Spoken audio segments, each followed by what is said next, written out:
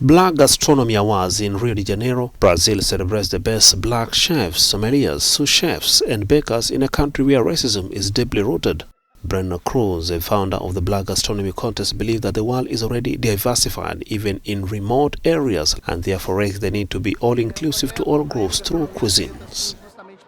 The Black Gastronomy Award aims to highlight black people in gastronomy, taking into account that in Brazil we have a context of structural racism, specifically in the sector.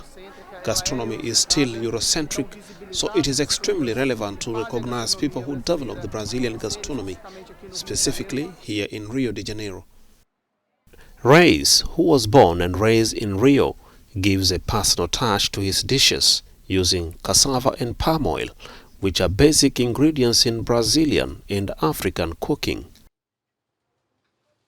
At Dim Sum Rio, he decorates his dishes with edible flowers and green leaves of cabbage to cover them like little roofs. When a black person who wants to cook wants to be a chef and dreams of owning a restaurant, they can break the bubble that says that all black people have to cook quilombola food. That is the food of the ancestors. I have a lot of respect for my ancestry, but I do what I want. Best restaurant honors went to Afro Gumo, run by Dandara Batista, a 37-year-old who serves up African dishes in Grajaú, a working-class neighborhood of Rio.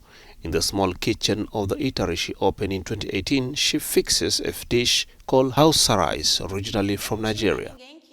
I had no one who at some point in my life had prepared typical African food for me, and then the food of Bahia, which has many similarities with some food from African countries, led me to this research. I can say that I am self-taught in African cuisine because I was learning on my own. Gastronomy courses, unfortunately, until today do not have a curriculum dedicated to the cuisine of African countries.